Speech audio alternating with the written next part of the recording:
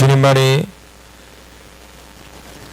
만물의 창조주시고 역사의 주권자이십니다. 오직 주님의 뜻을 우리가 알아가며 오직 주님께 우리가 붙들림 바 되어지길 원합니다. 주님 인도하여 주시옵소서. 세상에 여러 가지 얘기들이 있지만 하나님 그 혼란 속에서도 우리는 하나님의 음성을 듣길 원합니다. 오직 하나님의 그 뜻하심을 우리가 분별하며 주님 편에 서길 원합니다. 주님 우리를 붙잡아 주기 인도하여 주시옵소서. 감사합니다. 주님 영광 받아 주시옵소서. 우리 주 예수 그리스도 예수와 마시아 이름으로 기도드렸습니다. 아멘.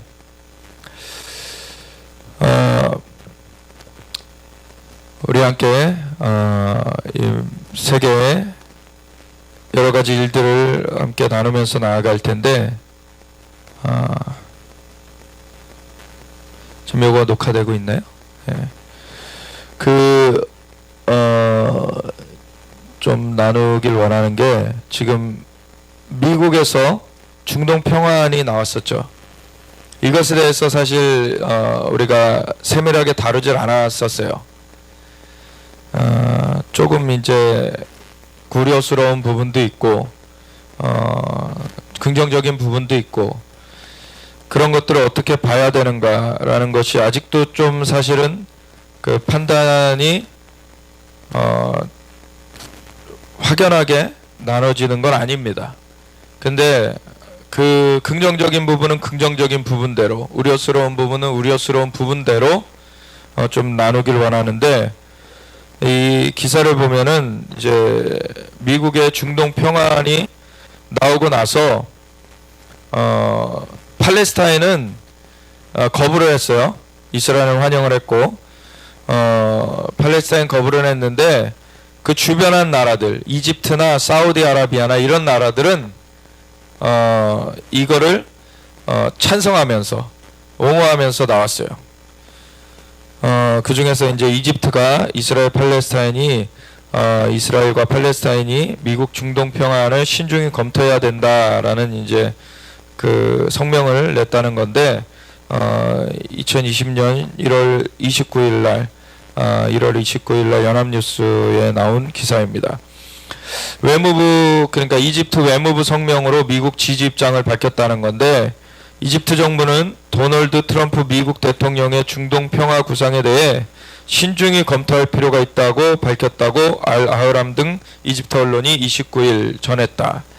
이집트 외무부는 전날 성명을 내고 이집트는 양쪽 당사자 이스라엘과 팔레스타인이 평화를 이루려는 미국의 비전을 신중하게 검토할 것을 요청한다며 팔레스타인과 이스라엘이 미국의 지원 아래 협상을 재개하기를 바란다고 밝혔다.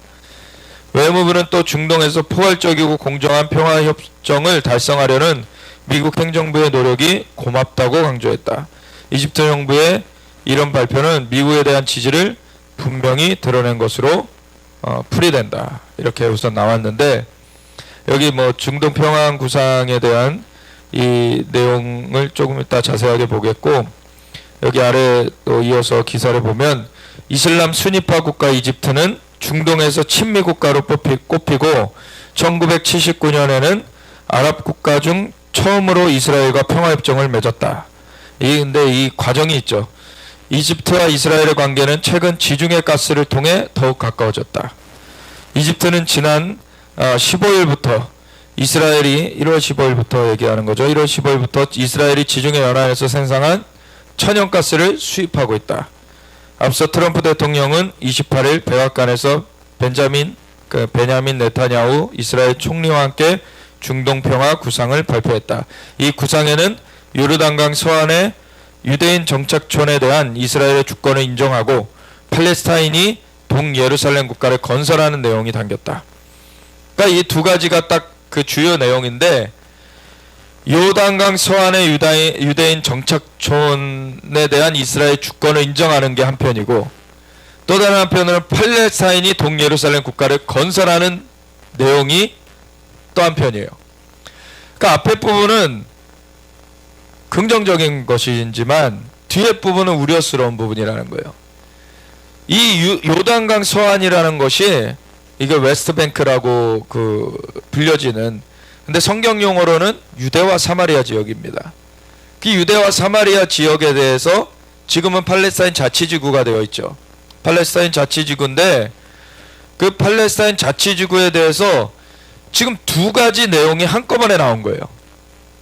거기에 유대인의 정착촌을 주권을 인정한다는 내용과 거기에 팔레스타인 나라를 세워주겠다는 내용이 같이 나온 거예요. 그러니까 이거는 굉장히 충돌이 있을 수뿐이 없는 내용이에요. 마흐무드 아바스 팔레스타인 자치정부 수반은 예루살렘은 흥정의 대상이 아니다라며 트럼프 대통령의 중동 평화 구상을 거부했다, 이렇게 나오는데, 여기 중간에 이제 맥락이 조금 빠졌는데 뭐냐면 예루살렘은 나눠지지 않는 이스라엘의 수도임을 인정해야 된다라는 것이 들어갔어요. 이것만 해도 사실 엄청난 겁니다, 사실. 근데 이것도 또 충돌이 생기는 게 동예루살렘을 수도로 하는 팔레스타인 나라를 세워주겠다.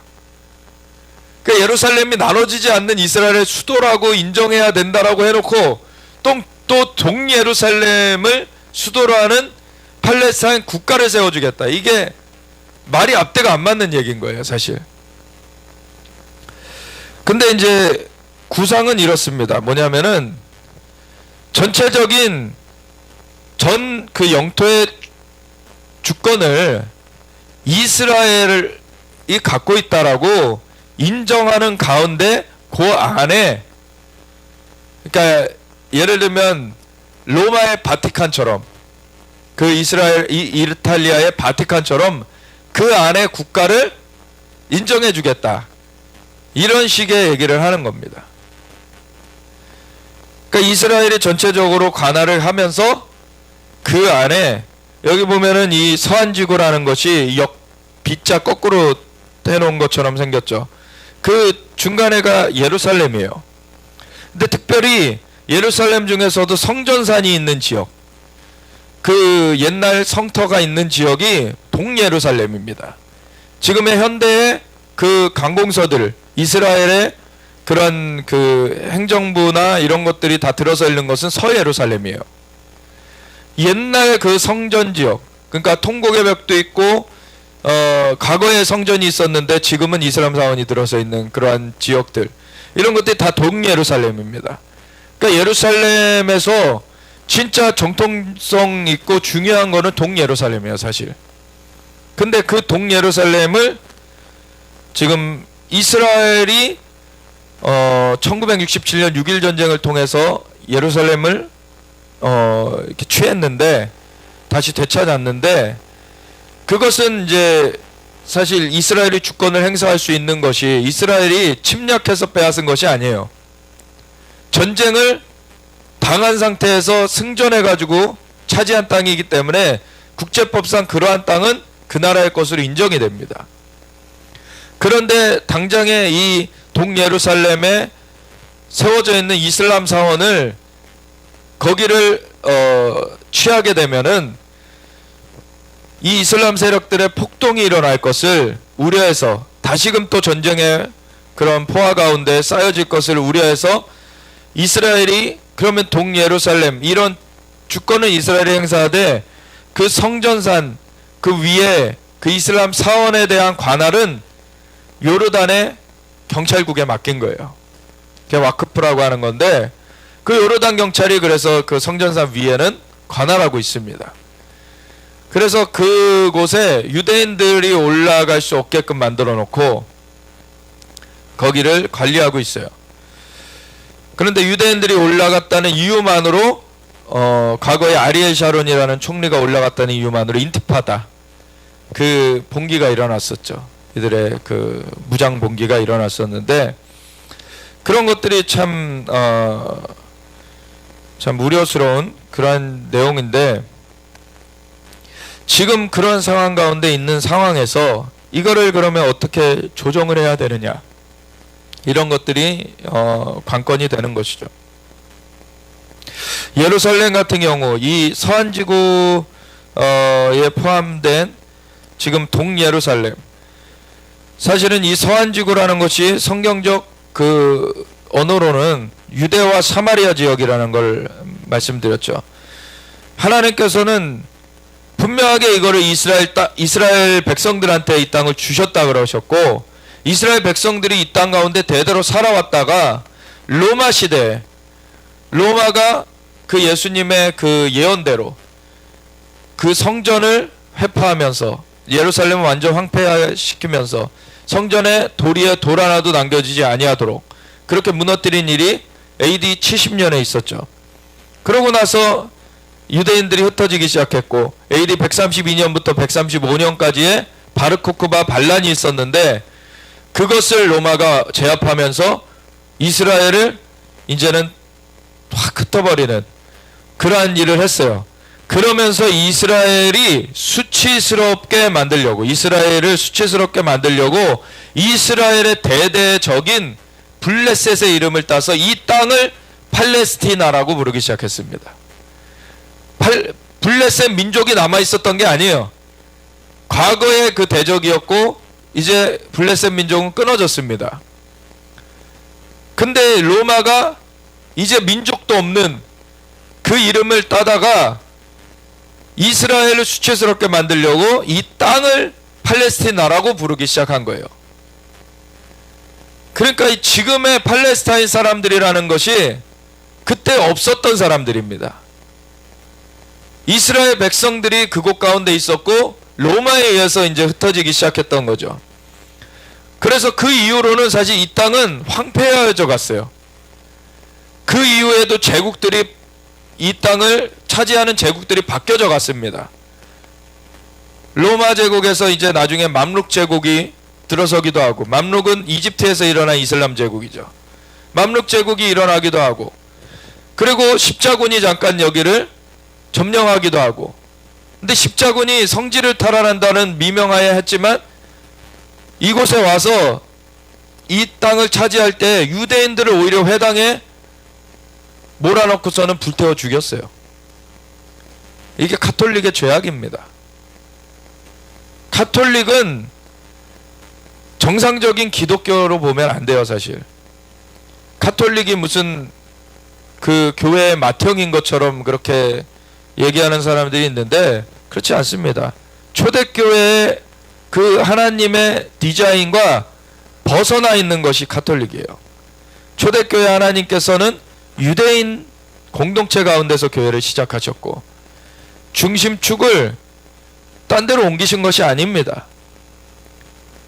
유대인들이 첫 사도들이었고 선교사들이었고 순교자들이었어요. 유대인들이 근데 그 자리를 빼앗으려고 했던 것이 로마 가톨릭입니다. 그거를 가장하고서 자기네들이 중심이다라고 했던 것이 로마 가톨릭이에요. 그건 원래 교회가 아니라 그 원래 교회를 모조해가지고 거짓으로 그러한 체제를 만들어낸 거죠. 그 기반은 또한 이방 종교였던 미트라의 근간에 있어요. 미트라라는 것, 원래는 초대교회 때에는 사도와 선지자와 복음 전한 자, 목사, 교사, 정말 하나님의 그 사역자들이 함께 일하면서 그 교회들 가운데 그것을 주신 것은 에베소서 4장 11절 12절에 말씀하시듯이 성도들을 온전하게 하며 봉사일을 하게 하며 그리스도의 몸을 세우려 하심이라.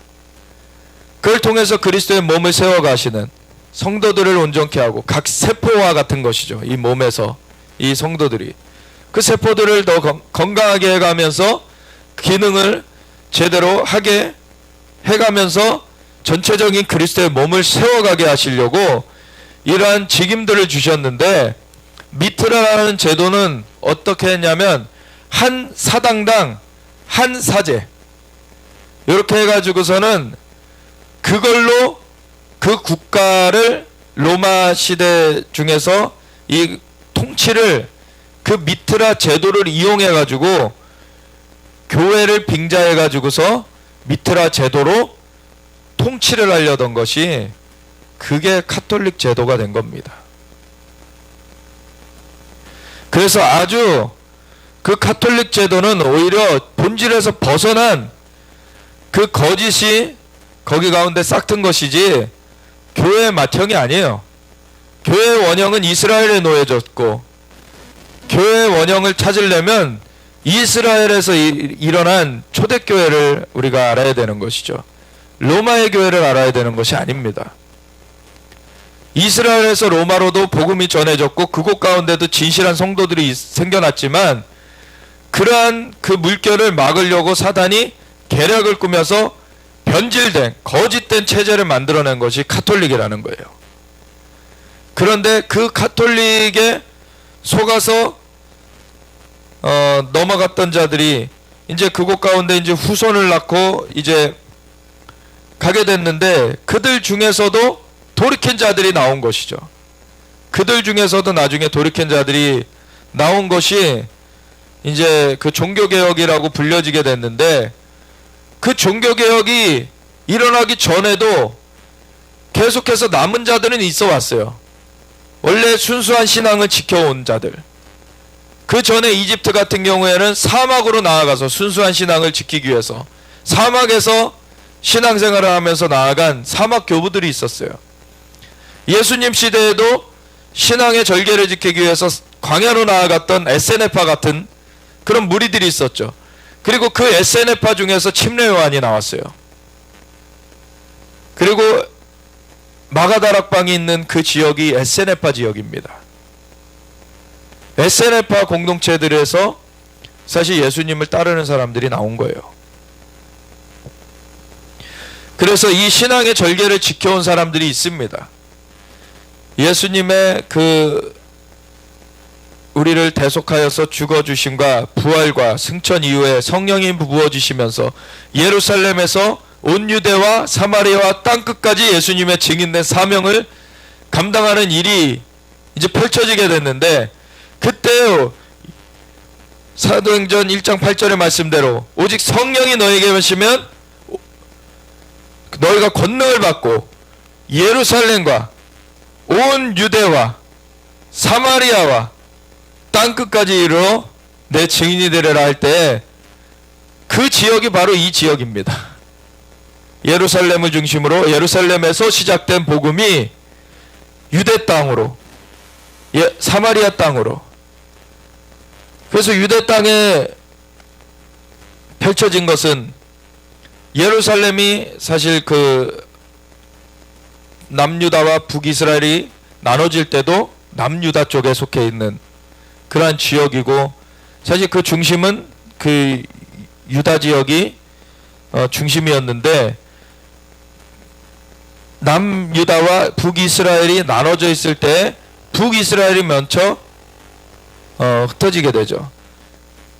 BC 722년에 아수르의 침공으로 흩어진 다음에 일부 남아 있었고 또 돌아온 사람들도 있었지만, 아수르의 정책이 혼합시켜 버리는 거였어요. 민족을, 종족을. 그래서 혼합되어서 이곳에 자녀들을 낳았기 때문에 사마리아인들을 유대인들이라고 여기지 않았던 거예요. 유대인들은 BC 586년에 바벨론에 의해서 침공을 받고 바벨론으로 포로로 끌려갔었지만 혼종이 되지 않습니다. 그 유대인들은 다시 70년 만에 돌아와요. 그래서 다시 여기를 재건을 합니다. 예루살렘의 성전도 재건하고. 그래서 예수님 시대에도 요한복음 4장에 보면은 사마리아를 지나가실 때 사마리아 여인, 사마리아 우물가의 여인을 예수님께서 일부러 만나시는 것이 나오죠. 근데 물 좀 달라 예수님이 하셨더니 어찌하여 저에게 사마리아 여인인 저에게 물을 달라 하시나이까 라고 하면서 거기 설명이 달려 있어요. 그 유대인들은 사마리아인들과 상종치 아니하였습니다. 이런 이유 때문에 유대인들은 사마리아인들이 유대 순수 혈통이 아니고 혼종이 되었기 때문에 이방인으로 그냥 취급을 했었던 것이죠. 그런데 예수님께서는 오직 성령이 너에게 마시면 너희가 권능을 받고 예루살렘과 온 유대와 구원의 복음이 전파될 때 먼저는 유대인에게요, 둘째는 헬라인에게로다. 유대인에게 먼저 전파되는 게 맞아요. 온 유대로 먼저 전파가 되는 것이고, 그 다음에 사마리아로도 유대인들과 섞여 있는 이방인, 유대인의 피가 섞여 있는 이방인, 이러한 사마리아로도 전파되고, 그 다음에는 완전 이방인들, 땅끝까지 이제 전파되는 그러한 일이 있을 것을 예수님께서 말씀하신 것이죠. 그래서 예루살렘에서 복음이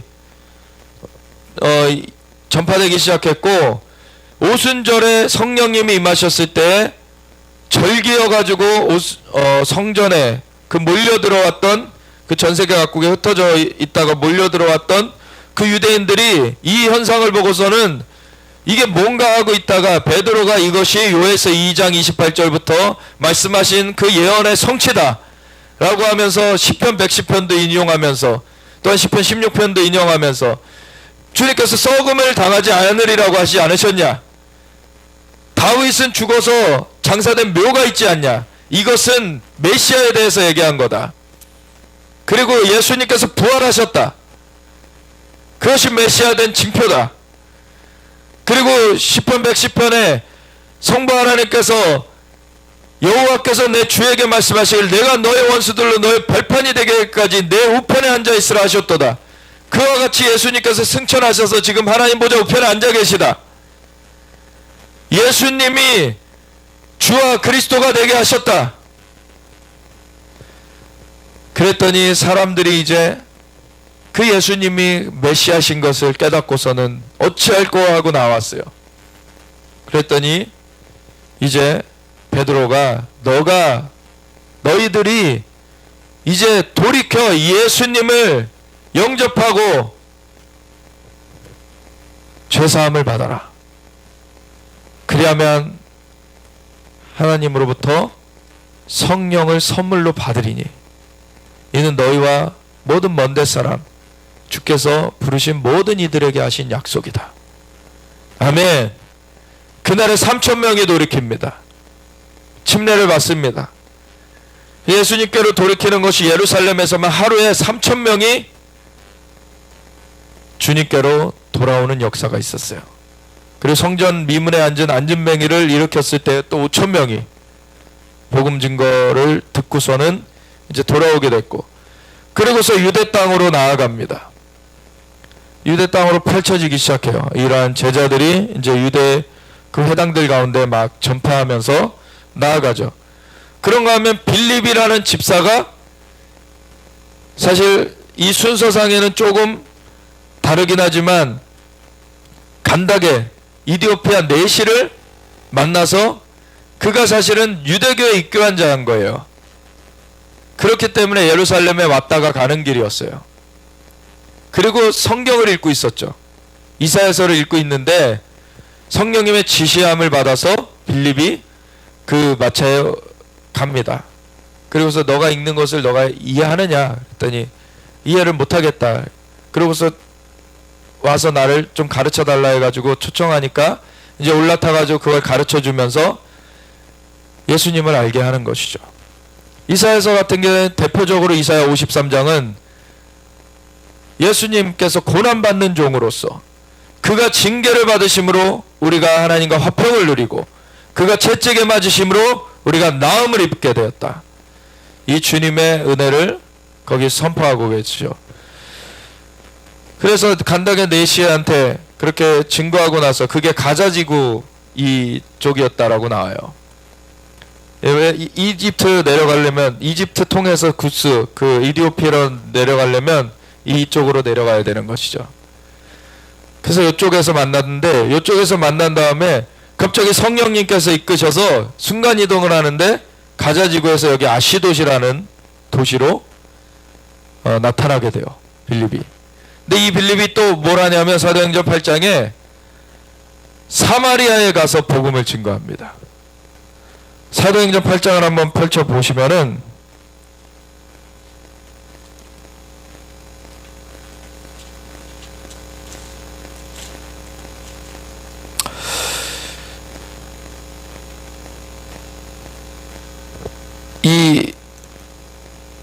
메시아한테 증거하기 전에가 사마리아 전도가 먼저인데 4절부터 보면은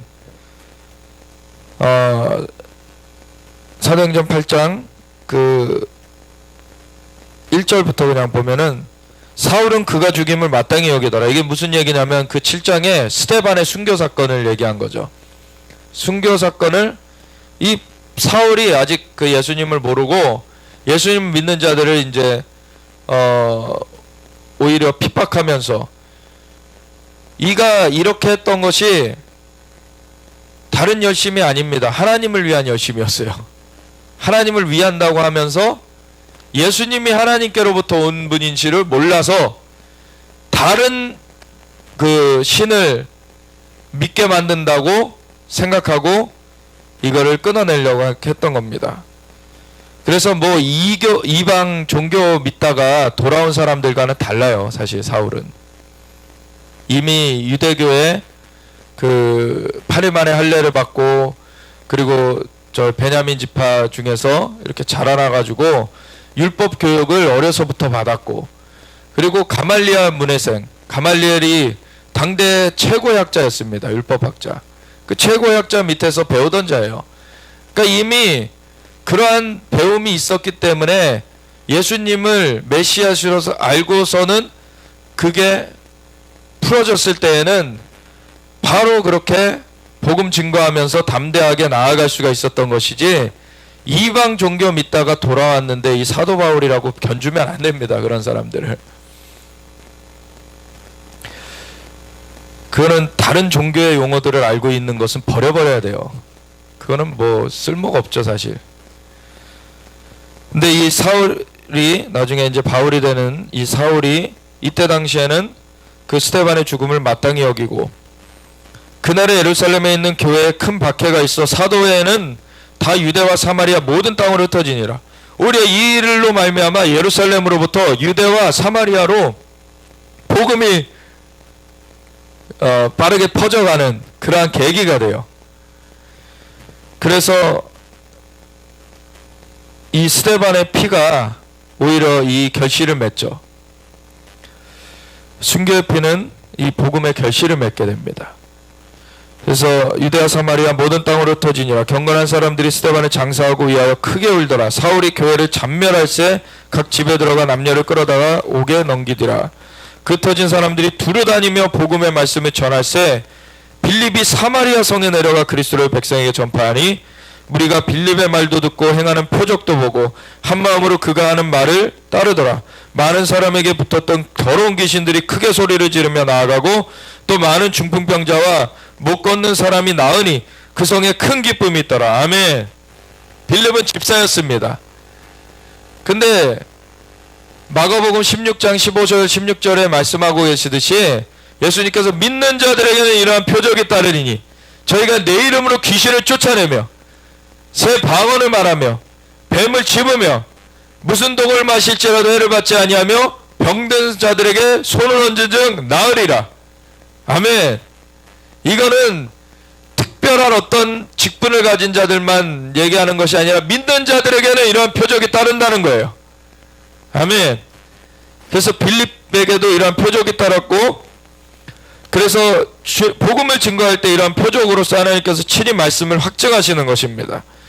그래서 표적이 나왔는데 귀신이 쫓겨나가고 중풍병자와 못 걷는 사람이 나았어요.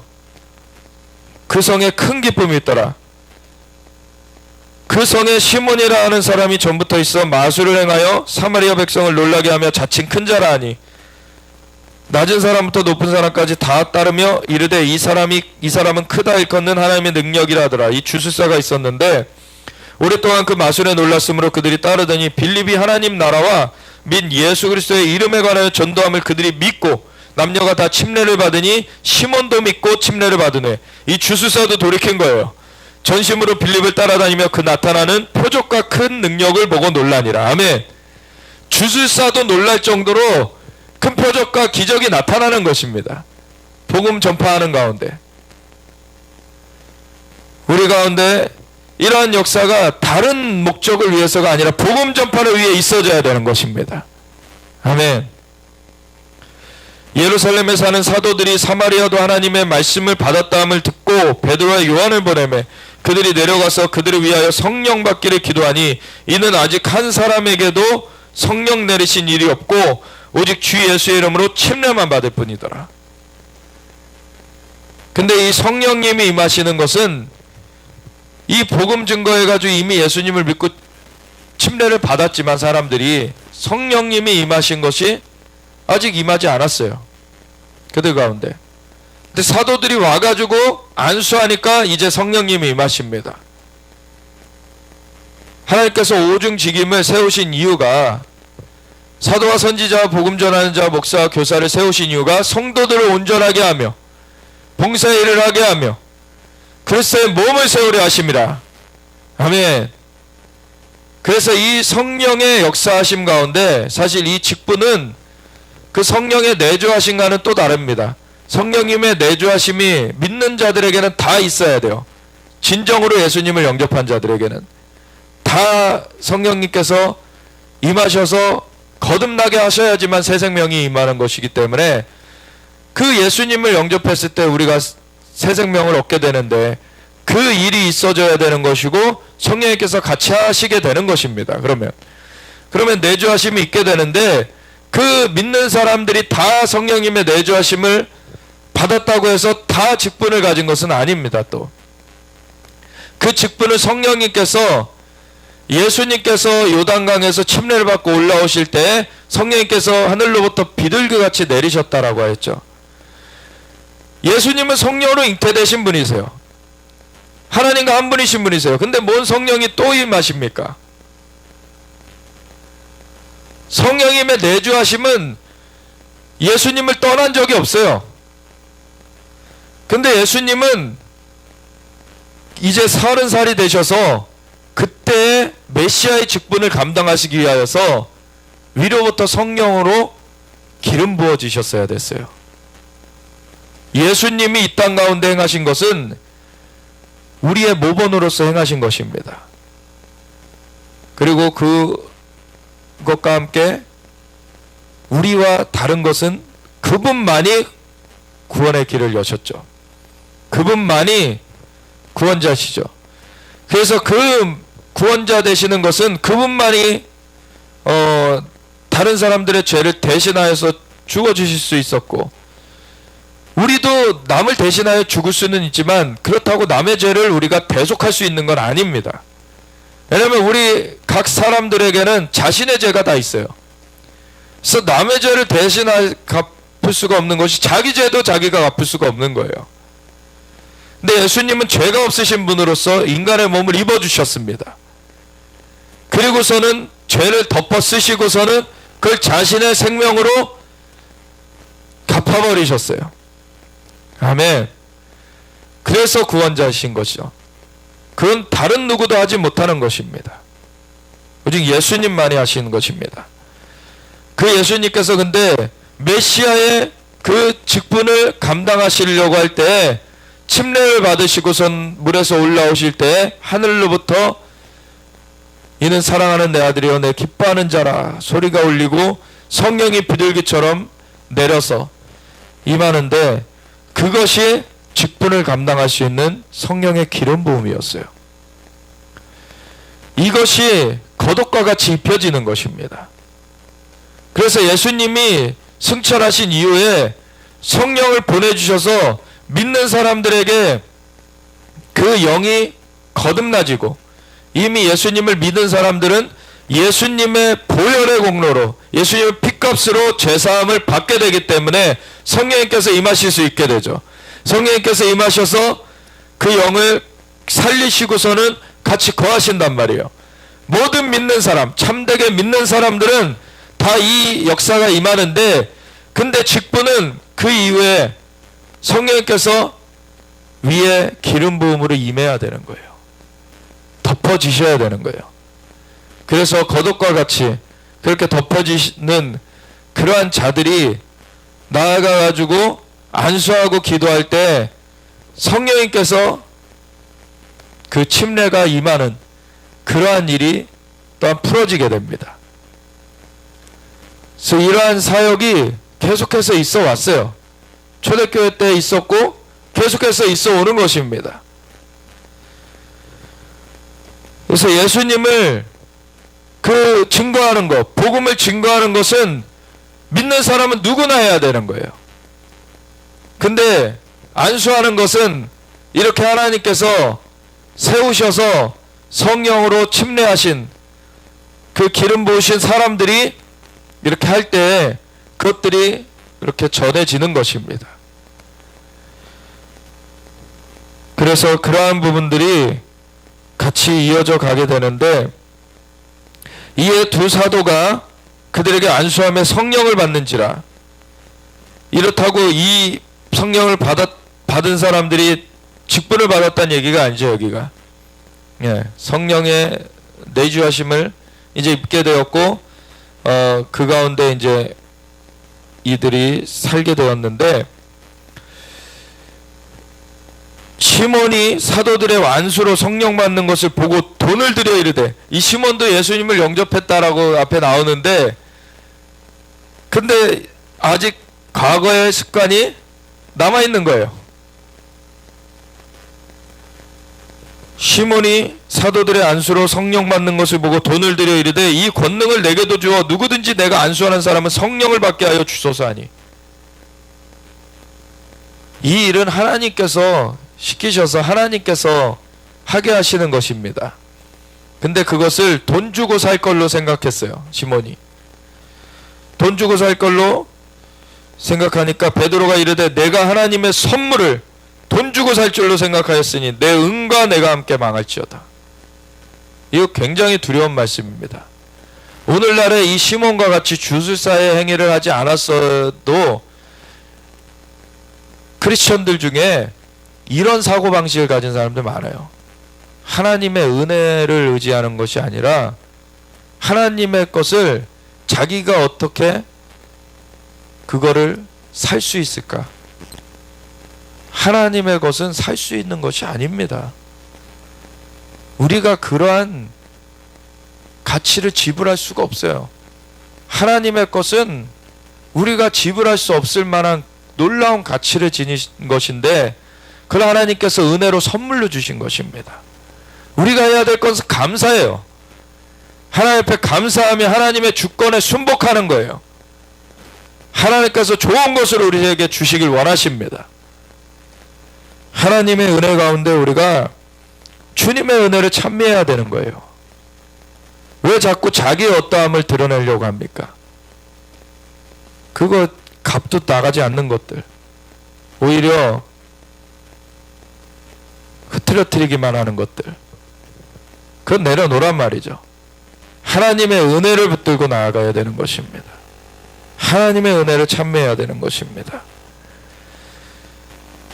하나님 앞에서 내 마음이 바르지 못하니 이 도에는 내가 관계도 없고 분깃될 것도 없느니라.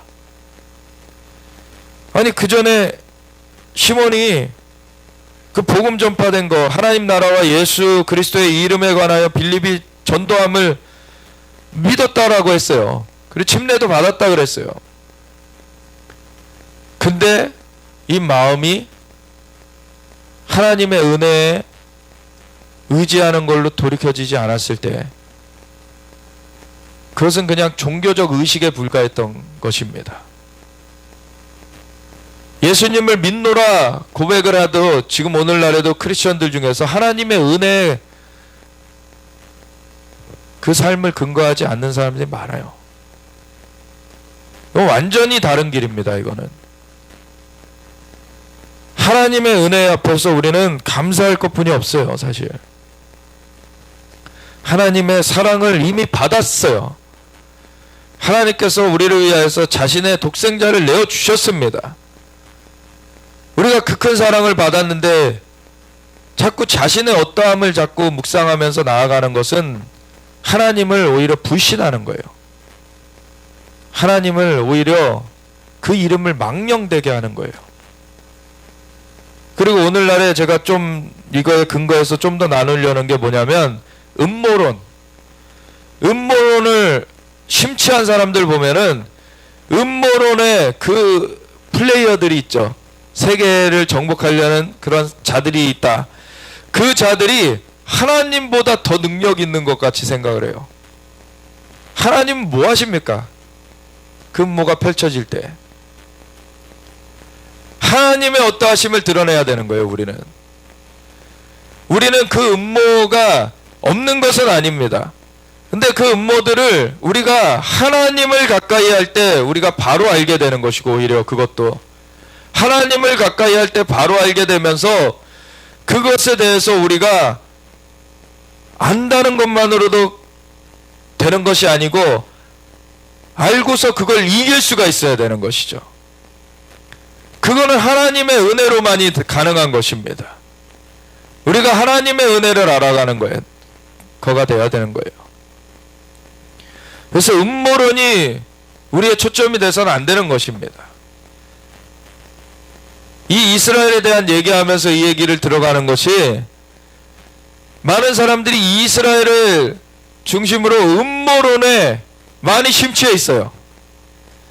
이스라엘의 그런 거짓 유대인들, 그 자칭 유대인이라고 하는 자들, 그러한 자들이 세계를 정복하려고 한다.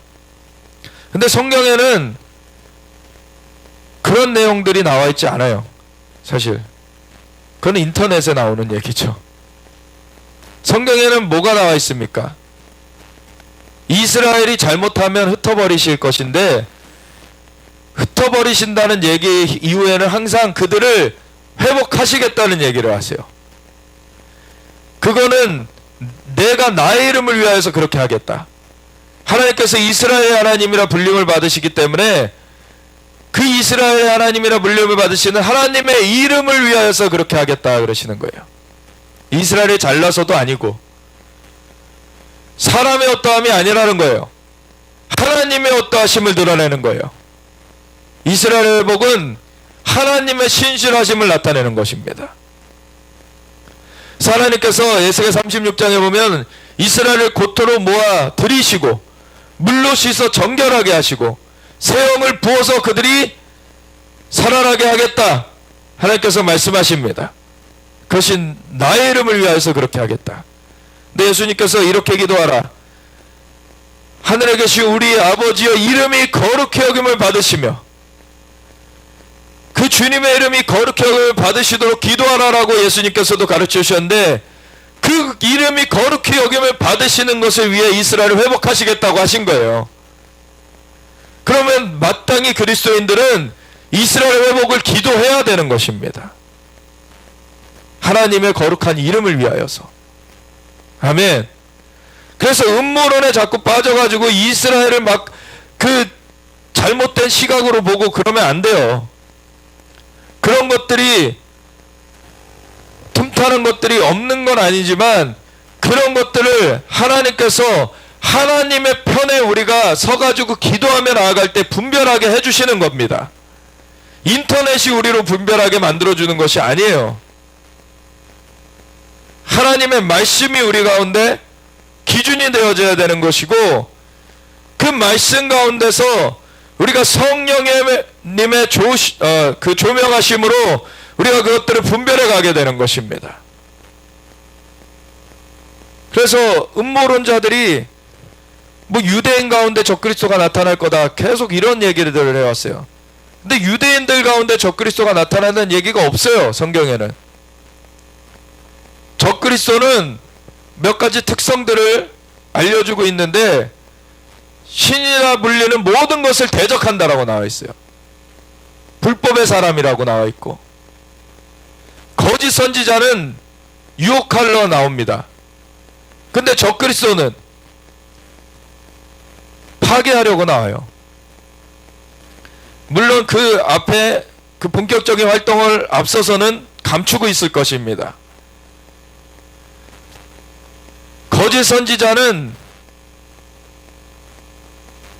종교를 통합하면서 그렇게 미혹을 하게 될 건데, 적그리스도는 그 미혹된 인간들을 수하에 넣고서는 전 세계의 시스템을 장악하고서는 표받지 아니하는 자는 다 죽이려고 할 거예요. 그리고 자기를 성전에다가 세워가지고 자기의 우상을 세워놓고서는 숭배하게 만들 거예요. 그리고 모든 신이라 불리는 그것을 다 대적하며 나오는 그런 것 가운데 당연히 여호와와 예수님을 대적하며 나오겠죠. 그러한 대적하는 자로서 표현되어 있습니다. 성경에는 대적하는 자, 가장하는 자로 나와 있는 게 아니에요. 성경에는 적그리스도는 대적하는 자로 나와 있습니다. 그럼 대적하는 자가 이스라엘도 침략할 것이라고 나와 있고 성전을 침탈할 것이라고 나와 있는데, 그래서 성전이 적그리스도를 위해 먼저 지어진 것이 아닙니다. 성전은 예수님을 위해 지어지는 것이에요. 궁극적으로는 오실 메시아를 위해 지어지는 것입니다. 근데 유대인들은 이미 그분이 한번 오셨었다는 것을 모르는 것이죠. 그러니까 구속이 이루어진 줄 모르고 성전이 지어진 다음에 제사를 일시적으로 하게 되는 겁니다. 근데 나중에 스가랴서 12, 13장처럼 그들에게 은총과 간구하는 심령이 부어져서 그들이 돌이켜서 예수님을 알게 될 때 그들이 그 찌른바된 그를 바라보고 통곡하기를 장자를 위하여 애통하듯 하리로다. 예수님이 메시아신 것을 알고 집단적으로 회심하는 날이 있을 거라는 거예요. 그때 바로카바 메시아 마도나이 찬송하리로다 주의 이름으로 오시는 이여 라고 고백하게 될 때 그 고백을 들으시면서 예수님 임하실 것입니다. 그래서 그 예수님을 위해서 궁극적으로 그 성전이 지어지는 거예요. 근데 일시적인 그 과도기가 있습니다. 아직 그 예수님이 메시아로 오셨었다는 것을 알지 못했기 때문에 유대인들이 잠시 그 제사를 지내는 것도 있을 것이고, 그리고 그 성전이 지어지고서는 두 증인이 1260일 동안에 그 성전에서 증거하며 나아갈 것이라고 나와 있잖아요. 그 증거 가운데 돌이키지 않은 자들, 그러한 자들이 적그리스도의 그런 2억의 군대가 풀려진 것 가운데 가담해 가지고 같이 이제 예루살렘을 침탈하는 일을 하게 될 때 적그리스도가 그때 예루살렘 성전도 침탈하게 되죠. 적그리스도를 위해서 성전이 지어진 게 아니고 메시아를 위해서 지어진 것이지만 적그리스도가 잠깐 그것을 침탈할 뿐입니다. 근데 예수님께서 그것을 멸하시고 예수님께서 그곳에 서시게 될 것이죠. 아멘. 그래서 인터넷을 신뢰하지 마세요. 성경 말씀을 제대로 아십시오. 성경 말씀에 뭐라고 했는지 그 근거를 따라가야지 자꾸 인터넷에 떠도는 소문 듣고서는 그걸 갖고서는 그림을 그려가게 되면은 그게 오히려 역정보예요. 역정보. 그 사람들에게 혼란을 주고 사람들을 잘못 알게 만드는 그 사탄의 괴계라는 거예요. 그러면서 이스라엘도 막 미워하게 만들고, 이런 준비가 갖춰지지 못하게 하려고 이 마귀는 이간하는 자예요. 거짓의 압이에요. 계속 거짓을 뿌려놓으면서 이간한단 말이에요. 그거를 자꾸 취하지 마십시오. 독입니다. 그건 성경에 말씀하시는 것을 알아야 되고, 알지 못하면은 그걸 그냥 우선 내려놓으세요. 내려놓으시고 성경에서 뭐라고 말하는지를 찾을 때까지 기다리십시오. 성령님께서 그거 조명해 주실 때까지. 그래야 됩니다. 그래야지 마귀의 계계에 안 넘어가요.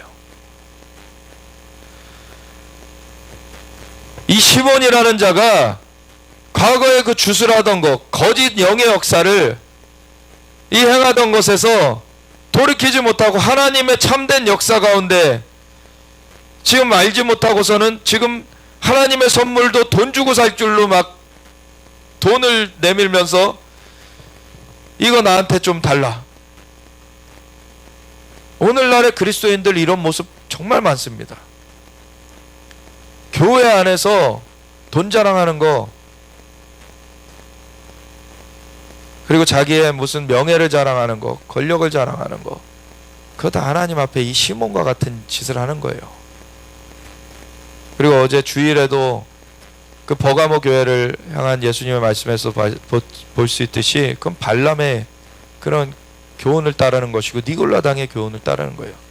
니골라라는 자가 그 안디옥 사람으로서 이방인이었는데 유대교에 입교해가지고 예수님을 영접하고서는 성령을 충만하게 받았었단 말이에요. 그래서 성령 충만하고 지혜가 충만해서 추천돼가지고 집사까지 됐는데, 근데 이방 풍습으로 돌아가 버렸단 말이에요. 그래서 이방 풍습을 가지고서 교회에다 들여놨단 말이에요. 그걸로 분란을 일으켰어요. 교회를 쪼개냈어요. 이 니골라당의 이 일을 하나님 정말 미워하신다고 저기 계시록에 얘기하고 계십니다. 왜 이방의 그 세상의 것들을 교회에 들고 들어와 가지고, 교회는 하나님의 통치를 따라야 되는데 왜 자기네들 멋대로 하려고 합니까? 하나님의 통치 가운데 서야 되는 거예요. 하나님의 말씀을 붙들어야 사는 것입니다. 근데 하나님은 은혜롭고 자비롭고 노하기를 더디하시며 인자와 진실이 많으신 하나님이세요. 그분을 신뢰하면은 우리는 축복 가운데, 주님의 은총 가운데, 우리가 정말로 기쁨 가운데, 생명 가운데 살게 되는 것입니다. 왜 근데 자기가 값도 지불할 수 없는 그런 것을 자기가 자꾸 고집 부리면서 그거를 자기 기준으로 끌어가려고 합니까? 그거는 잘못된 거예요. 하나님의 은총을 저버리는 일이에요. 하나님께서 은총을 주시는 대로 우리는 그걸 감사하면서 주님을 따라가면 주님께서 작은 것에 충성한 자에게 큰 것으로 맡기시고 하나님께서 그 삶을 더 풍성하게 하십니다. 우리 주님은 너무 좋으신 주님이세요. 하나님은 놀라우신 분이세요. 우리가 이 땅에 살 때 흙 한 점 만들어냈습니까? 해를 우리가 만들었습니까? 달과 별들을 우리가 만들었습니까? 생물들을 우리가 만들었어요. 하나님이 만들어서 베풀어 주셨어요. 그걸 누리고 살면은 감사할 줄 알아야 되는 것이죠. 그 은혜는 우리가 어떻게 갚습니까? 그거를. 근데 다만 하나님 원하시는 거는 너 내게로 나와라. 나와 함께 하자. 주님께서는 그걸 원하시는 거예요. 주님의 마음은 부모들의 마음을 통해서 조금 보여지죠. 부모들이 그 마음을 다 표현할 수는 없습니다. 왜? 인간은 온전치 못하기 때문에. 그렇지만 부모들, 온전치 못한 인간일지라도 부모는 자식에게 최고의 것을 주길 원해요. 근데 지식이 온전치 못하고 능력이 온전치 못해서 어떤 것은 최고의 것이 아닌 것을 최고의 것이라고 착각하고서 그것을 자녀한테 막 강요하기도 합니다. 그리고 어떤 것은 최고의 것을 아는데도 그걸 줄 수 있는 능력이 없어서 못 주기도 합니다. 그런데 하나님은 모든 것을 아시고 모든 것을 하실 수 있는 분이세요. 그분께 의뢰하면 우리는 결코 결핍지 않습니다. 주님의 은혜 가운데 나아가야 되는 것입니다. 베드로가 이르되 내가 하나님의 선물을 돈 주고 살 줄로 생각하였으니 내 은과 내가 함께 망할지어다. 사실 이 베드로의 선포가 굉장히 무서운 것이죠. 이 앞에 사도행전 5장에 무슨 일이 있었습니까? 아나니아 삽비라 사건이 있었어요. 아나니아와 삽비라가 그 초대교회 때 사람들이 정말 하나님 앞에 은혜를 받아서 자기의 소유들도 다 내어놓고서 자기 것이라고 여기지 않고 같이 이제 그렇게 공유하면서 살았어요. 그런 가운데 바나바라는 인물이 있었습니다. 그 사람 바사바라고도 하고 유스도라고도 하고, 원래 그 가룟 유다가 떠나간 그 빈자리, 그 12사도 중에 한 자리를 다시 뽑는 그 투표를 제비 뽑기를 할 때에 추천된 자 중에 하나였어요. 이 바나바. 근데 다른 한 자인 마띠아가 뽑혔죠. 그래서 이 바나바는 뽑히진 않았어요. 그렇지만 그 뒤에 보면 엄청난 일들을 이 바나바가 합니다. 그 중에 바나바가 또 자기의 그 땅을 팔아 그 소유를 그 교회한테 기증하는 그런 내용이 나와요. 근데 그것을 그러한 일들을 보고서는 이 아나니아와 삽비라도 교회 안에서 인정받고 싶은 거예요.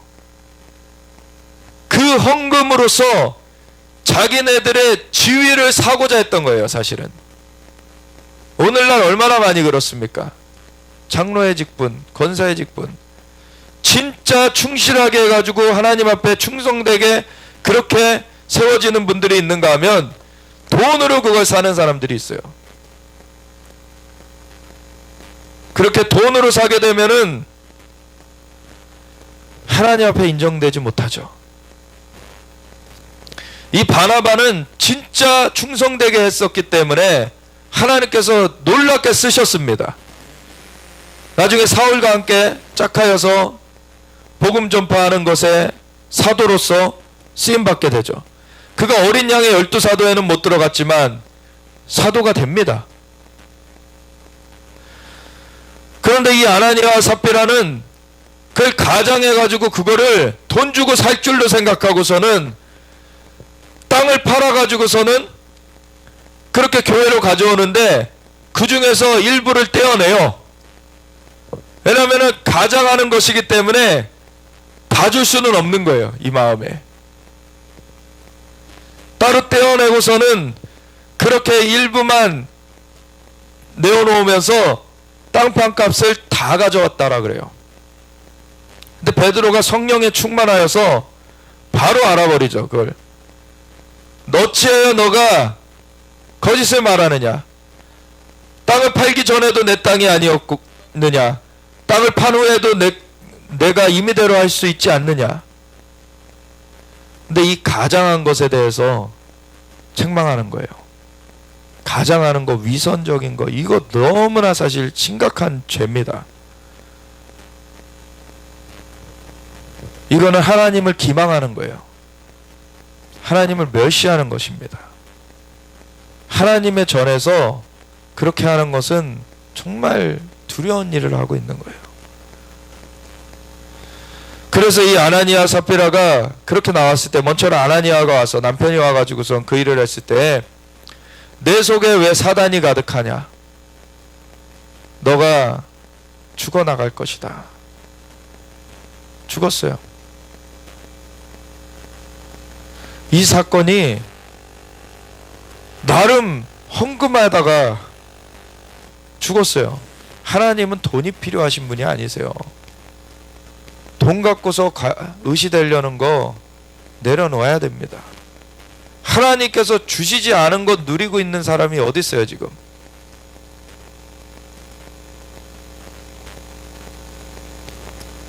하나님께서 베풀어 주셨기 때문에 지금 이 땅에서의 삶을 살아가고 있고 결실들을 거두면서 나아가고 있는데, 주신 분이 하나님이신데 뭔 하나님 앞에 자기네들 가진 거 그거 얼마나 된다고 그걸 갖다가는 하나님을 속여 먹으려고 합니까? 그냥 감사함으로 하나님 앞에 드리는 거예요. 하나님께서 주신 분이시라는 걸 기억하면서. 그래서 아나니아가 죽어나가요. 베드로가 선포한 것에 그 결과가 임합니다. 두 번째 삽비라 그 부인이 와서도 똑같이 거짓말해요. 네 남편을 메어간 자들의 발이 이르렀으니 너를 메어 나갈 것이다. 죽어나가요. 사실 이 시몬도 이제 베드로의 선포가 이루어졌으니 죽어나갈 판이에요. 지금 내가 하나님의 선물을 돈 주고 살 줄로 생각하였으니 내 은과 내가 함께 망할지어다. 이제 망하게 생겼어요. 이 입술의 선포가 이 하나님의 종의 입에서 나간 것이 하나님의 역사가 풀어집니다.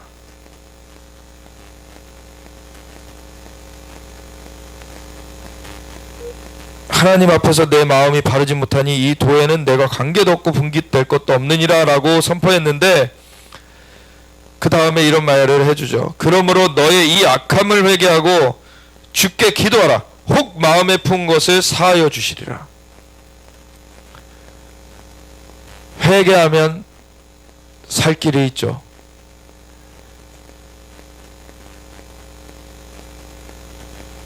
내가 보니 너는 악독이 가득하며 불의에 메인바 되었도다. 왜냐면 오히려 이 시몬은 이방인 가운데, 그 풍습 가운데 그것이 당연한 줄 알고 살다가 이제 예수님 영접한 자인데, 이 아이한테 돌이킬 기회가 주어져야 되는 것이죠. 그 전에 아나니아와 삽비라는 그런 기회를 계속해서 누렸던 거예요. 근데 그것을 저버렸기 때문에 하나님께서는 그걸 심판하시는 때가 있습니다. 그래서 올해도 우리가 정말 열매 맺는 데 힘써야 된다고, 열매 맺지 아니하는 가지는 끊어질 것이라고 이미 예수님께서 요한복음 15장에 말씀해 놓으신 거예요. 열매는 어떻게 맺습니까? 주님께 붙어 있어야 열매를 맺는 겁니다. 다른 건 내 어떤 걸로 막 자꾸 내세우려고 하면은 그거는 오히려 열매를 못 맺고 오히려 그걸 흐트려 놓을 뿐이에요. 우리의 생각은, 우리의 인간적인 사고는 도움이 되지 않습니다. 하나님의 인도하심을 따라야 되는 것입니다. 시몬이 대답하여 이르되 나를 위하여 주께 기도하여 말한 것이 하나도 내게 임하지 않게 하소서.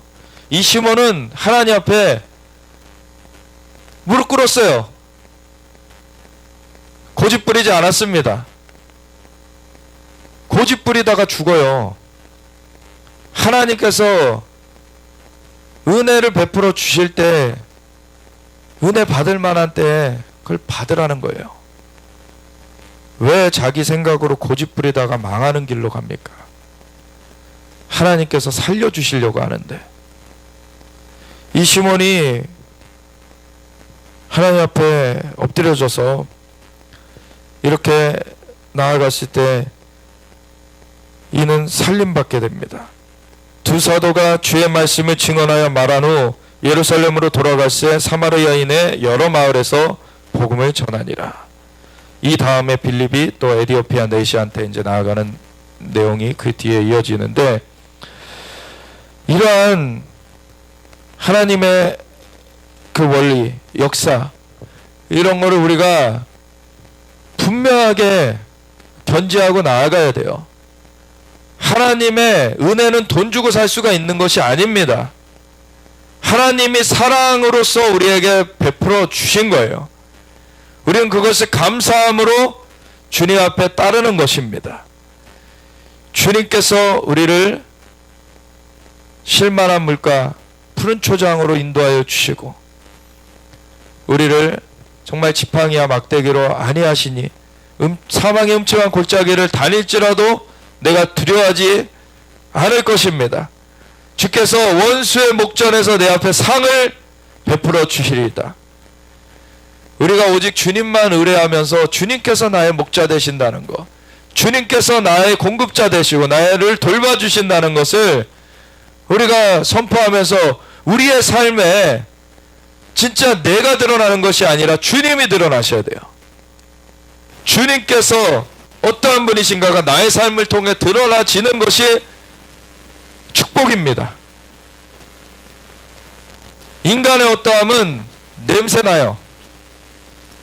인간의 어떠함은 타락해 있기 때문에 하나님의 어떠하심이 우리를 통해서 드러나셔야 됩니다. 그래서 하나님의 어떠하심으로 우리의 삶이 충만하여지길 원합니다. 그래서 우리가 다시 이 내용으로 돌아오면은 이스라엘에 대해서도 자신의 생각으로 고집부리면서 나아가면은 로마서 11장 25절 26절의 말씀대로 너희가 스스로 지혜 있다 하면서 이 신비를 모르기를 원하지 아니하노니, 스스로 지혜 있다 하면은 신비를 모르게 되는 거예요. 하나님의 신비를 그냥 장님처럼 못 보게 되는 거예요. 얼마나 믿는다는 자들 중에서도 이 스스로 지혜 있다는 사람들이 많습니까? 성령님의 인도하심이 아니고서는 우리가 하나님의 속을 알 수가 없어요. 사람의 속에 있는 것은 사람의 영 외에는 알 수 없듯이 하나님의 속에 있는 것은 하나님의 영 외에는 알 수 없느니라. 고린도전서 2장에 말씀하고 계시죠. 그 하나님의 성령이 우리 안에 예수님의 은혜로 와주셨습니다. 그러면 이 성령님을 따라야 되는 거예요. 성령님의 인도하심을 따라서 우리가 살아가게 될 때에 하나님의 의를 이루는 것입니다.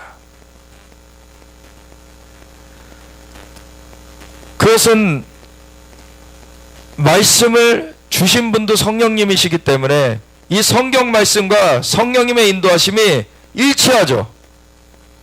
그래서 이 성경 말씀에 이스라엘을 축복하라 그랬는데 성령님께서 이스라엘 저주하게 만드시겠어요? 이스라엘을 회복하시겠다고 하셨는데 성령님께서 이스라엘을 흩으라고 하시겠어요? 하나님의 말씀을 말씀대로 알아야 되는 것입니다. 성령님의 조명하신 가운데 이걸 그대로 우리가 붙들고 나아가야 되는 거예요. 이스라엘을 축복하는 자는 주님께서 축복하시겠다고 하셨어요. 그리고 나라들 가운데 이스라엘 땅을 나누고 백성들을 흩어버린 것에 대해서 신문하겠다고 주님께서 요엘서 3장 2절에 말씀하셨습니다. 사실 이 미국의 중동 평화구상이 저는 우려되는 부분이 그거예요. 서한지구라고 하는 이 지역이 사실 예루살렘뿐만 아니라 이 지역도 다 이스라엘한테 주어진 것입니다. 역사상으로도 이스라엘이 로마에 의해서 그렇게 흩어지게 되었지만, 그래서 그 이스라엘이 수치스럽게 여기게 만들려고 로마가 팔레스타인이라고 이 땅을 부르기 시작했지만, 이 땅에 그 블레셋 민족이 남아있던 것도 아니고 이스라엘이 대대로 살았던 것이 이스라엘이 흩어지면서 이 땅은 황폐해져 갔어요. 근데 1800년도 중반부터 이스라엘이 고토로 귀환하면서 개간을 조금씩 하기 시작합니다. 유대 백성들이. 그때까지도 많은 그런 그 제국들이 이 땅을 점령을 했었지만 자국의 그러한 사람들을 이 땅에 정착시키지 못했어요. 이 땅을 개간해내지 못했다는 거예요. 이 땅은 이스라엘 백성들과 함께 결부가 되어 있는 것입니다. 만물의 창조주가 하나님이시고 하나님께서 이스라엘에게 이 땅을 주셨다 그랬으면 이스라엘 땅인 거예요. 왜 만드신 분이 하나님께서 그렇게 말씀하시는데, 그리고 역사상 뭐 살던 팔레스타인인들을 이스라엘이 쫓아내고 나라를 만든 것이 아닙니다. 황폐해진 땅. 그래서 이노센트 오브로드라는 마크 트웨인이 1950년대 이 땅을 탐사하면서 그 톰소의 모험을 쓴 그 소설가 마크 트웨인은 탐험가이기도 했습니다. 그래서 이 땅을 탐험해서 탐사 기록을 냈어요. 그게 이노센트 오브로드라는 건데, 거기 보면 여기가 황폐하여져 있고 맹수가 나오고 있고 사람이 살 수 없는 땅이 되어 있다, 이렇게 나와 있어요. 그러한 땅을 개간하기 시작한 거예요. 유대인들이 고토로 돌아가자는 운동이 일어나면서. 그래서 이 땅으로 개간하면서 돌아오기 시작하는 그 각성이 일어나면서 전 세계 대각성 운동이 같이 펼쳐졌습니다. 성령의 역사가 같이 일어나는 거예요. 이게 한 성령이 하시는 거거든요.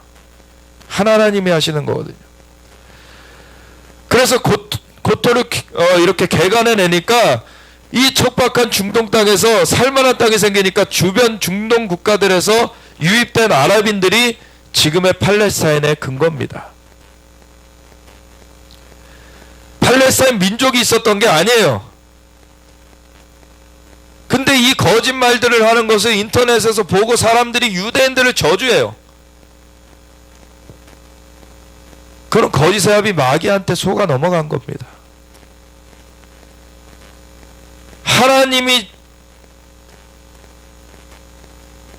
하나님이 말씀하신 것이 진리죠. 우리는 하나님의 말씀에 따라야 되는 거예요. 그리고 말씀과 일치하지 않는 어떤 현상들이 있을 때는 말씀을 기준해서 그거를 분석해 가야 돼요. 거기에 보면은 역정보들도 있고 왜곡들이 있습니다. 그것들을 분별해내게 되는 거예요. 그러면 말씀은 1.1획도 틀림없이 진리입니다. 하나님의 말씀이 기준이에요. 인터넷은 진리가 아닙니다. 인터넷은 거짓이 더 많아요. 허구가 더 많습니다. 오늘날에 뭐 가상현실이라는 것도 이제 많이 이제 발전을 하고 있죠. 이 가상현실이라는 것이 또 AI 기술과 결합이 됩니다. Artificial Intellectual이라고 해서 인공지능이죠. 인공지능 기술을 이용해 가지고 전 세계를 통제하려고 하는 것이 지금 마지막 때의 적그리스도의 그러한 계획인데, 이 정보의 양이 엄청납니다. 지금 처리되어지는 정보의 양들이. 다니엘이 보았던 것처럼 마지막 때에 들었던 것처럼 지식이 이제 더하여 가고 이렇게 빨라질 것이다라고, 그러한 것들이 정말 가속되는 것을 우리가 보고 있어요.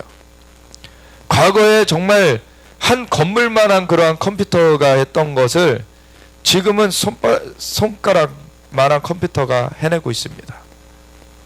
슈퍼컴퓨터, 양자 컴퓨터까지 나왔어요. 지금은. 그래가지고 지금 정보의 양이 기하급수적으로 늘어나고 있어요. 이걸 통해서 요즘에는 또 뭘 합니까? 지금 우한폐렴 이런 것들이 사실 이 악에 대한 경고예요. 그래서 특별히 중국에서 이것이 발발을 했죠. 특별히 우한이라는 지역이 기독교를 박해하는 1등 지역이었다는 거예요. 그곳에서 지금 질병이 이렇게 생겨가지고, 전염병은 심판이죠 사실. 그 중국과 같이 하고 있는 그 나라들이 다 같이 영향을 받고 있어요. 이 악한 일들에 도모하는 자들이 지금 이것을 받고 있는 것입니다.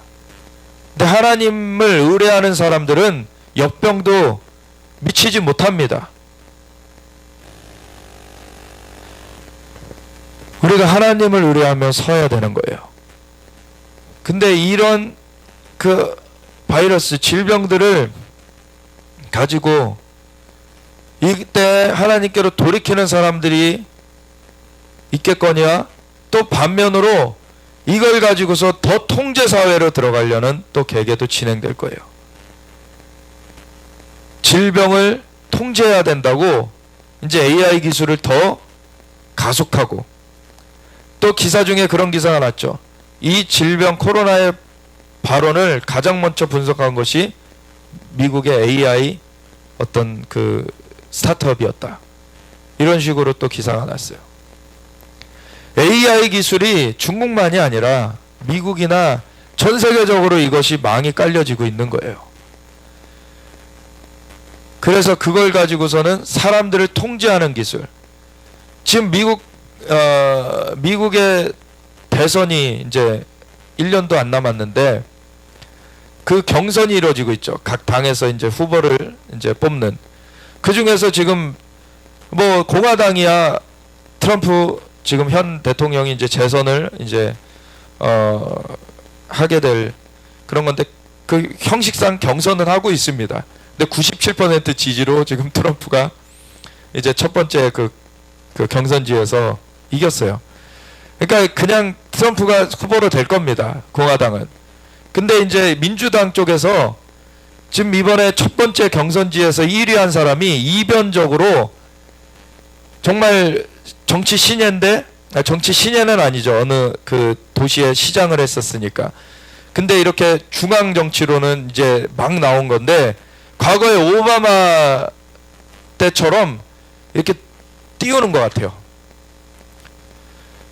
부티지지라고 이 사람이 파란에 1위를 했습니다. 조 바이든과 샌더슨의 양강구도 다 했었는데 갑자기 이 이자가 1위로 치고 왔어요. 근데 이자가 동성애자예요. 지금 미국이 엄청난 싸움을 싸우고 있어요.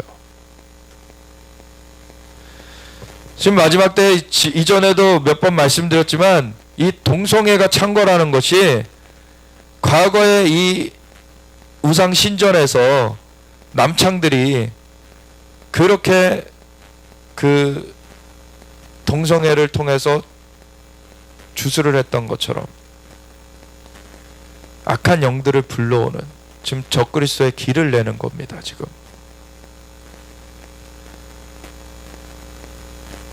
그러한 때에 이길 수 있는 것은 성령으로 충만한 것뿐이 없어요.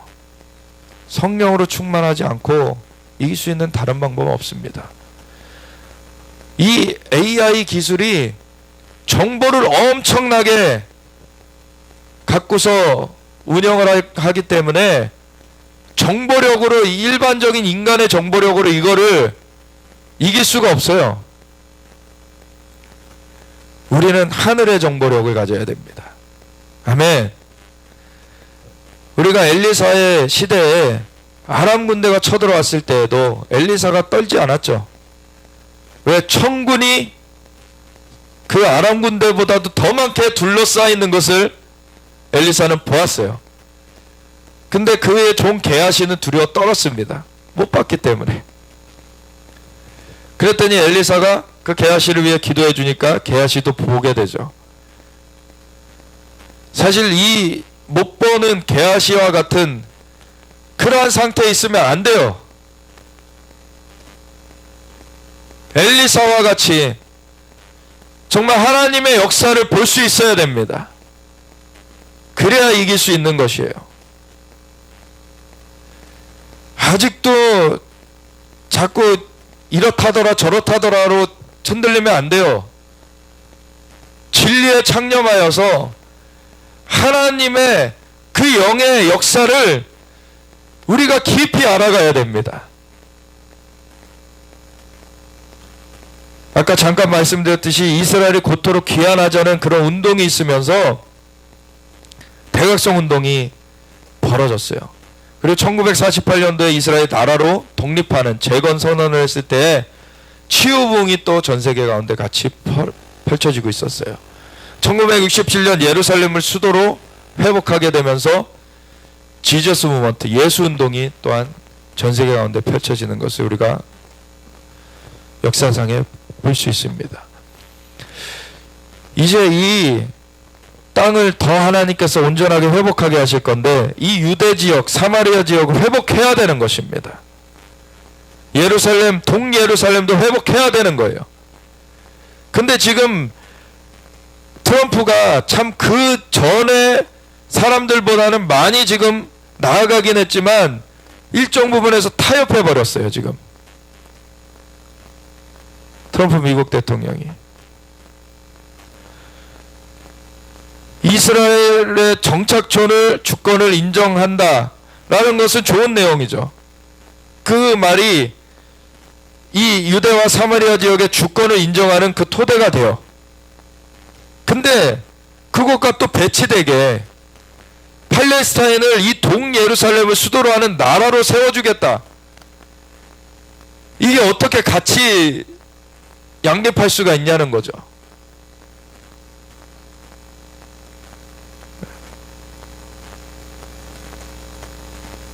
그래서 이스라엘에게는 요단강 서안지구, 이거는 유대와 사마리아 지역이죠. 유대와 사마리아 지역에 이스라엘 정착촌에 대한 이스라엘 주권을 인정한다. 새 정착촌 건설 일정 기간은 동결한다. 근데 이런 조건이 붙었어요. 지금 있는 정착촌을 인정하고 근데 새 정착촌은 일정 기간 동안 건설하지 못하도록 이렇게 막아둔다라는 내용이죠. 팔레스타인에게는 동예루살렘의 국가건설, 동예루살렘을 수도로 하는 국가건설, 독립국가 설립 및 대사관 개설에 500억 달러 국제금융 제공을 약속했다. 60조죠, 60조. 60조의 그런. 근데 팔레스타인이 미국의 우상은 이스라엘의 편파적이라며 강력하게 거부했다. 참 이게 역사를 보면은 참 아이러니한 게 그 전에도 이 팔레스타인을 나라로 세워주겠다는 제안은 몇 번 있었어요. 그때마다 누가 거부하느냐? 팔레스타인이 거부해요. 그리고서는 전쟁이 나가지고 오히려 이스라엘이 땅을 더 얻습니다. 근데 그것과는 별개로 그 땅을 내어주는 제안을 한 지도자는 제거됐어요. 하나님께서 그거 싫어하는 겁니다.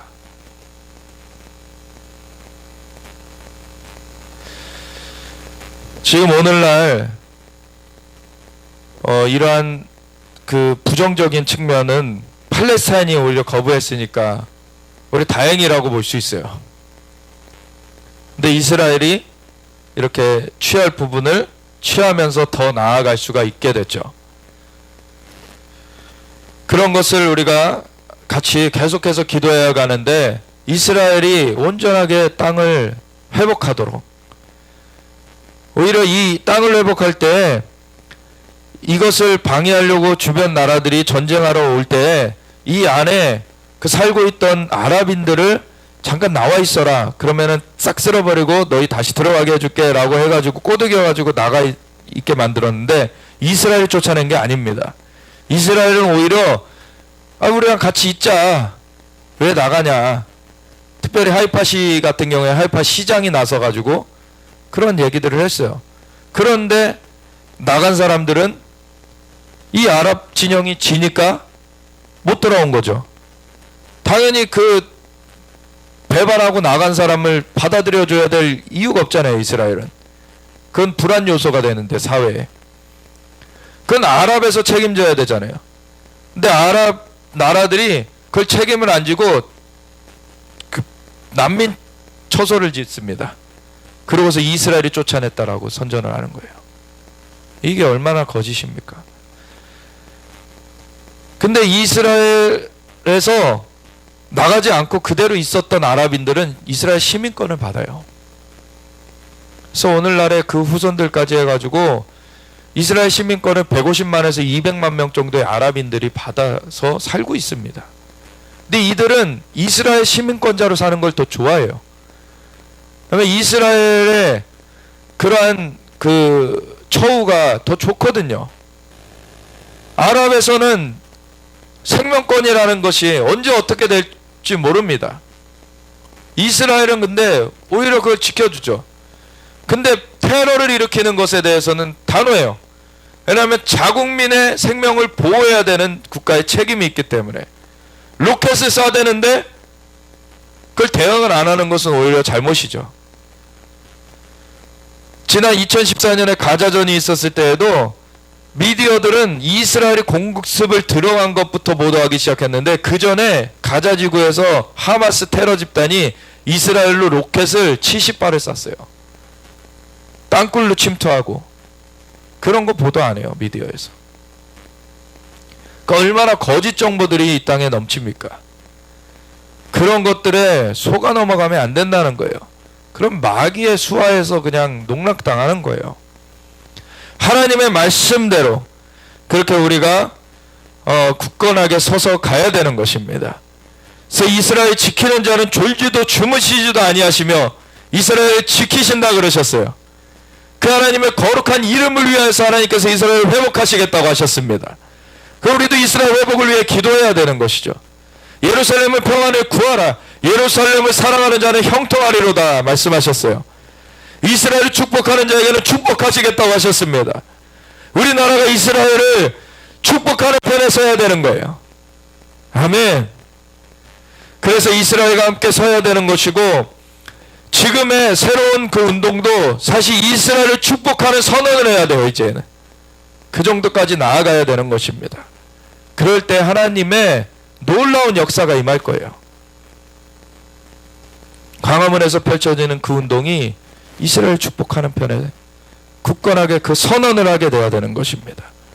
이미도 거기에 그 수장되는 그 정광훈 목사님은 이스라엘을 향해 우리가 복음 전하면서 이 동편에서 서편으로 전진해 가야 된다는 것을 하늘에서 보고 오셨어요. 거기에 더해서 이제 그것이 이스라엘을 축복하면서 풀어져야 된다는 것을 선포하게 될 때 이게 퍼즐이 맞춰지게 되는 것입니다.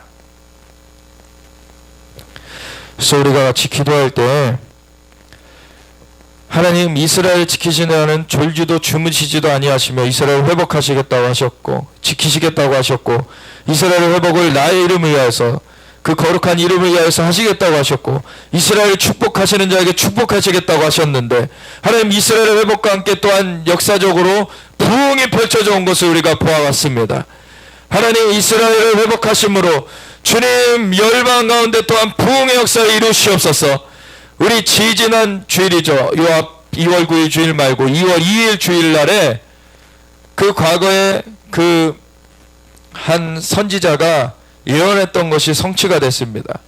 그게 뭐냐면은 이미 몇 년 전에 소천하신 분이신데 굉장히 정확한 예언을 하셨고 그것들이 성취되는 것을 계속해서 우리가 봤던 그런 선지자인데 그분이 뭐라고 예언을 하셨었냐면 미국에는 미식 축구가 굉장히 인기죠.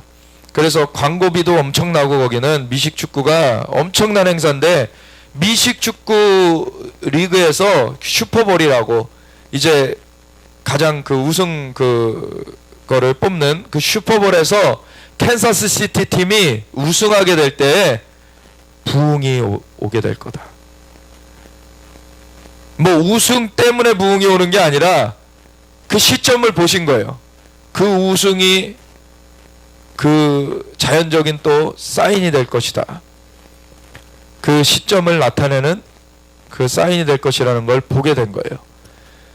지금 2월 2일 지난 주일날 그 일이 있었습니다. 미국에서. 지금 부흥의 그 일들이 이제 풀어지고 있어요. 근데 부흥의 일들이 풀어지는 또 한편에서는 지금 이런 혼돈도 있습니다.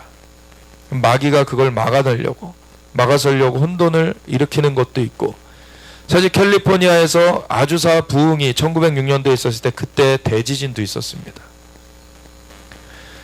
이러한 지각 변동도 있어지고 여러 가지 이 사실은 영계의 싸움이 치열하게 벌어지면서 또한 이 자연계도 들썩들썩하게 되는 거예요. 이 싸움을 우리는 승리로 나아가야 되는 것입니다. 미국에 부흥이 있으면 일본에도 부흥이 옮겨 붙을 거라고 우리 중보기도하는 분들이 그걸 보셨어요. 그리고 일본에서부터 또 우리 한국으로 또 오게 될 것이다. 이것이 이제는 저 예루살렘까지 가게 될 이 부흥의 역사가 펼쳐지게 되는 것이죠. 하나님, 이 나라가 이제 이 악한 그 마귀의 계계를 따르는 그러한 용의 그런 세력들이 이제 끊어지고 이제 이 나라 가운데 이스라엘과 함께 서는 하나님의 사람들이 가득하게 하여 주시옵소서. 모든 사회 부분마다 가정, 교회, 교육, 문화, 경제, 정치, 예술, 미디어 모든 문화 그 영역마다 하나님의 사람들이 일어나게 하여 주시옵소서. 다른 인도가 아니라 하나님의 은혜의 인도, 하나님의 성령의 인도하심을 따라야 되는 것입니다. 종교적인 걸로는 그것을 감당할 수가 없어요. 어떤 값을 지불해야 된다? 이런 사고로는 그거는 따라갈 수가 없습니다. 하나님께서 은혜로 주신 것을 감사하면서 찬미하면서 나아가는 것입니다. 우리가 하나님께서 은혜를 주신 것을 감사하며 나아갈 때 또한 우리가 주님의 사랑을 깨닫고 그 주님의 사랑 가운데서 율법도 우리가 온전하게 우리가 성취하면서 나아가게 돼요. 사랑은 방종이 아닙니다. 세상에서 말하는 것은 사랑이라고 명명하지만 방종이죠. 그것은 악이에요. 그 동성애를 사랑이라고 어떻게 말합니까? 동성애는 거짓이죠. 하나님의 질서가 하나님의 사랑입니다. 하나님의 그 역사하심 가운데서 우리가 생명을 누리게 하시려는 거예요. 하나님의 축복을 누리게 하시려는 거예요. 그러한 하나님의 주권 가운데 우리가 온전히 붙들고 나아갈 수 있도록 주님 붙잡아 주시옵소서, 인도하여 주시옵소서. 우리가 주여 외치고 같이 이 나라를 위하여서, 이스라엘을 위하여서, 함께 또한 미국을 위하여서 함께 기도하며 나아가겠습니다. 주여